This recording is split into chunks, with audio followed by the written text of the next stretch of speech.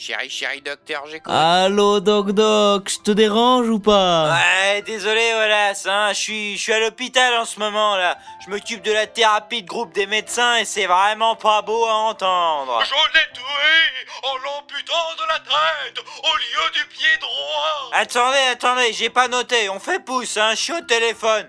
Ouais, tu veux quoi, ma poule? Et voilà, je reviens d'une croisière formation sur les maladies maniaco-dépressives. Tu sais, les espèces de troubles bipolaires, tu vois. Et en fait, j'ai rencontré une femme charmante. L'après-midi, on était très amoureux. Et le soir, elle a voulu me tuer en me plantant sa petite cuillère dans le cou pour me sectionner la jugulaire. Ouh, super sexy. Donc t'es triste et tu me fais un chagrin d'amour, c'est ça? Ah non, pas moi. Enfin, peut-être. Deux solutions, mon pote. Les bars chauds de la ville ou une petite séance jamaïcaine sur le divan du docteur.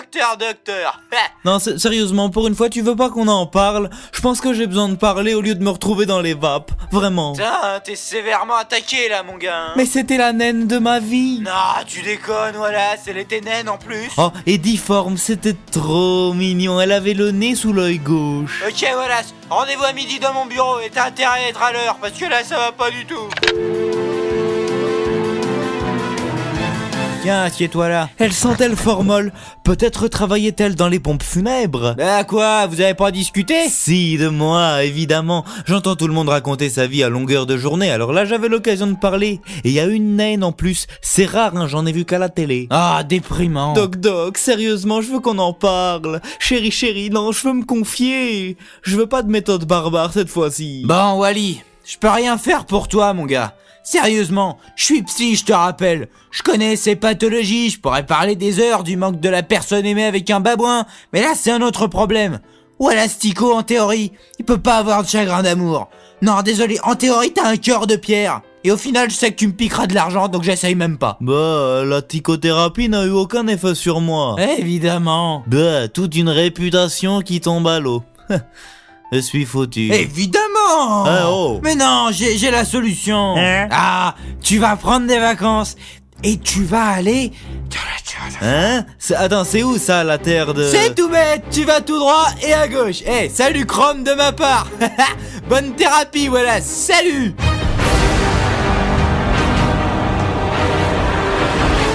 Pour une épée vor pas l'acheter, un sac de bonbons chiantos. Putain, mais pourquoi le docteur m'a envoyé là? Oh. Vous là, excusez-moi, vous savez où est le bar? Ouais, Bonjour, je suis Enoïl de la compagnie du Furoncle Joli. Vous trouverez la taverne à côté du marchand d'armure, là-bas. Nous vous laissons, hein, nous allons combattre des dragons. Au revoir. C'est ça, vous devriez consulter, mon gars. Et toi là, file-moi un journal. Ouais, c'est ça, prends ça, enfoiré d'elfe.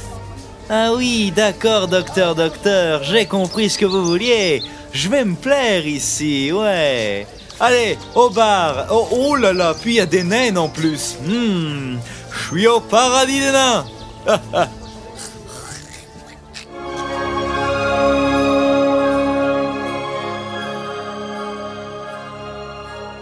Ceci n'est pas un donjon.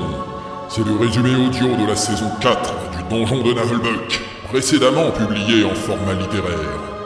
Cette partie de l'aventure s'appelle l'Orbe de Xaraz. Et j'y joue un rôle tout à fait honorable. Bon allez, on a envie d'écouter, nous.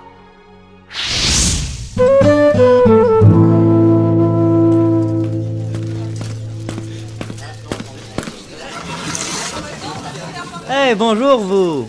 Dites-moi, je vous ai jamais vu dans cette auberge avant? C'est parce que j'y suis jamais venu. Vous avez pas l'air en super forme, hein? J'ai pas trop envie de parler.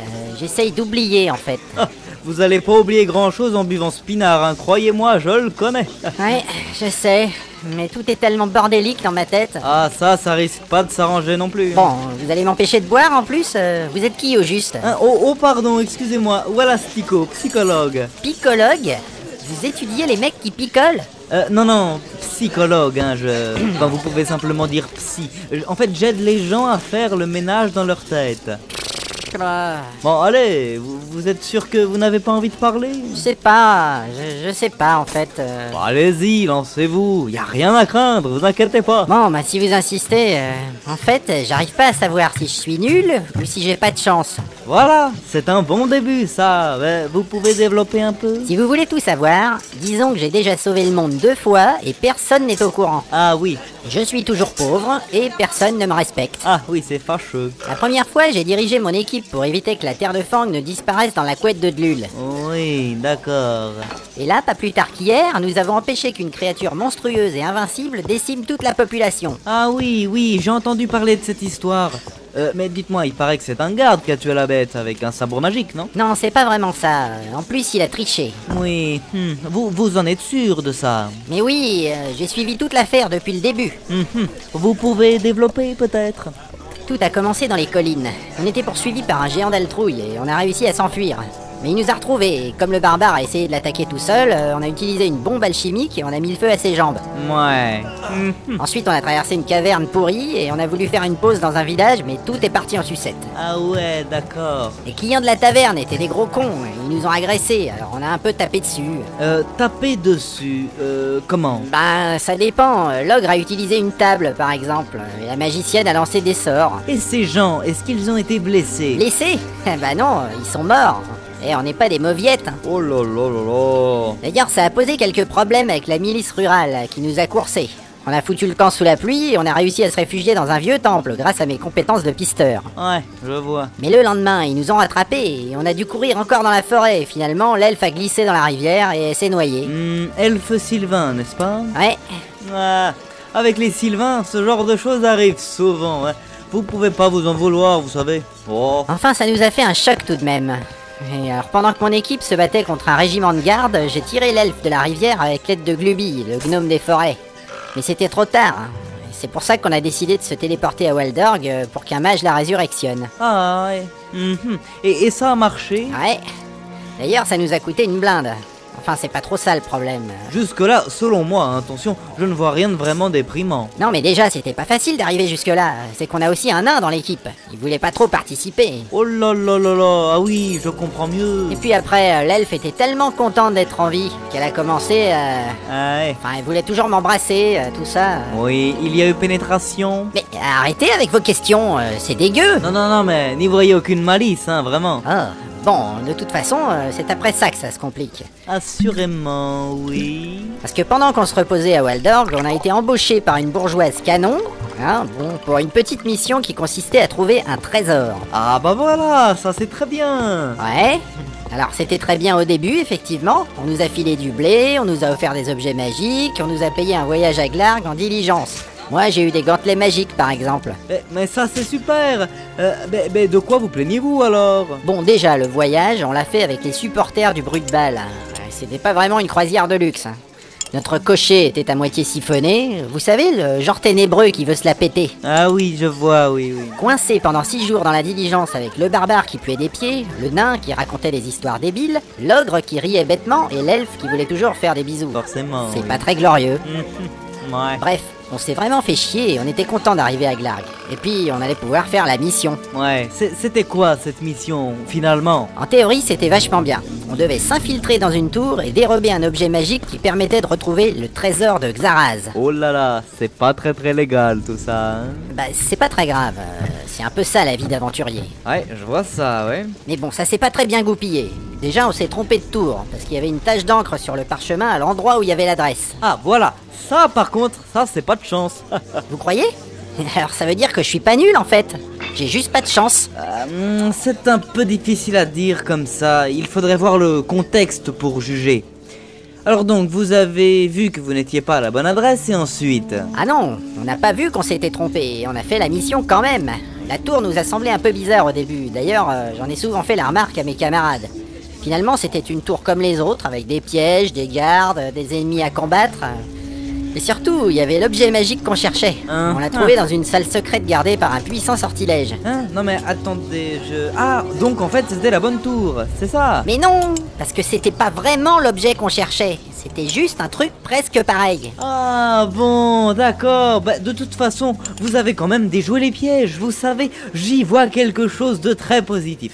Oh oui, oui, oui. Bah, c'était un peu trop facile, vous savez. Il y avait rien qui tenait debout là-dedans. C'était comme un donjon pas fini, vous voyez. Ah. En plus, pour l'objet magique, on n'a pas eu besoin de se casser le tronc.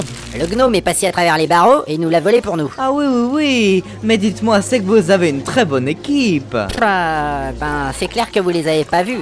Je vais reprendre un peu de ce pinard, moi. D'accord, et qu'avez-vous fait ensuite avec cet objet magique? Ah. On a déclenché un genre de système d'alarme, je crois. Et après, je dois dire que j'ai plus compris grand-chose, parce qu'on a surtout couru. On s'est retrouvé nez à nez avec Zangdar, le sorcier maléfique fragile des oreilles à qui on avait piqué la statuette la semaine d'avant. Et il y avait aussi un autre sorcier, avec cet abruti de Revax, là. Ouais, je vois. On nous a jeté des sortilèges, on nous a insultés, puis on a refait le chemin en sens inverse et on a descendu les escaliers qui sentaient le fumier pour se retrouver dans la rue. Oui, c'est ça, je suis un peu perdu, excusez-moi, mais... Et là, vous imaginez, on est tombé sur la dame qui nous avait donné la mission. Ah oui, d'accord, et vous lui avez donné l'objet, évidemment. Mais pas du tout. Elle était poursuivie aussi par des fous furieux. Je dois dire qu'à ce moment, la situation m'a un peu échappé. Les sorciers qu'on avait au derche sont également sortis de la tour. Tout le monde a commencé à se jeter des sorts dans tous les sens. Il y avait du blizzard, des éclairs, ils ont même réduit les maisons en poussière. Ah mais oui, je l'ai lu dans le journal, ça. Mais oui, oui, oui, ça me revient. C'était ça l'incident du quartier ouest. Bah oui, je crois. Enfin bon, c'était trop pour nous, alors on a couru, on s'est taillé dans les rues au hasard et on est arrivé au stade. Il y avait un monde fou. J'avais dans l'idée qu'on pourrait se cacher au milieu des gens, mais les givrés nous ont retrouvés et on a décidé de se réfugier dans les souterrains du stade, où on a dû tuer encore des tas de gens pour trouver une sortie. Tuer des gens, ouais, c'est ça, ouais. On a traversé le vestiaire des filles pompons. Vous auriez vu ça? C'était un sacré spectacle. Elles étaient nues. Complètement. Un truc de fou. Le nain a failli perdre un œil. Et dites-moi, il y a eu Béné. Et vous allez arrêter avec ça? Ah. Oui, bon, laissez tomber. Poursuivez. Nous avons trouvé une sortie, mais c'était le terrain du stade. Et là, il y avait un type qui pensait qu'on voulait faire un spectacle. Ah. On a été pris un peu au dépourvu, et à ce moment, Zangdar est arrivé avec le sorcier noir, et ils nous ont crié des trucs, et j'ai pris un genre de rayon mortel dans le bras. Eh ben, dites-moi, c'est pour ça que vous avez les marques, là? Ouais. Mais vous n'êtes pas mort. Non, le rayon a complètement niqué mon nouveau plastron.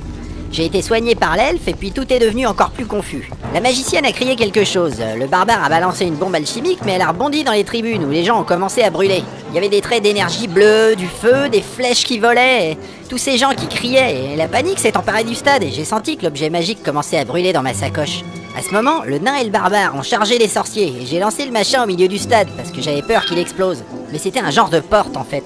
Et alors la créature est arrivée par la porte, une grosse bête noire avec des centaines d'yeux, et elle a commencé à massacrer tout le monde. On a encore pris la fuite, mais cette fois l'elfe a utilisé du produit elfique bon pour la peau et ça nous a sauvés de la dévorade. On a retrouvé mon oncle Tulgar qui était là par hasard. Il nous a engueulés, il nous a aidés à nous cacher dans les tribunes et un peu après la créature est morte parce qu'elle avait trop mangé. Et puis on a eu le niveau 4. Oui, alors oui, c'est un peu dense, hein. Je ne suis pas sûr de tout comprendre. Mais moi non plus, c'est bien ça le problème. Je suis le chef du groupe et j'ai rien compris. Mais je sais qu'on a sauvé le monde, parce que tonton Tutul, enfin, mon oncle Tulgar, qui travaille à la caisse des donjons, eh ben, il nous l'a expliqué hier soir. Ah, du coup, là, je sais pas trop quoi dire, hein. Et le sabre magique, alors? Mais vous le faites exprès, y a pas de sabre magique. Le héros de la ville est un imposteur. C'est nous les vrais héros. Je vois, oui, petit complexe d'infériorité, manque de confiance en soi, hyperactivité. Ouais, c'est pas folichon, hein. Tout ce que je sais, c'est que maintenant on a découvert que notre elfe était devenue reine à cause de sa cousine qui a été tuée dans une forêt. Alors elle va devenir célèbre et pas nous. Et c'est dommage qu'on arrête l'aventure du coup. En plus, on a eu le niveau 4. Ouais, bien, bah. Dites, je crois que je vais commander un pichet, hein. Ah bon, vous avez soif maintenant? Non, j'ai juste envie d'oublier, moi aussi. Ah.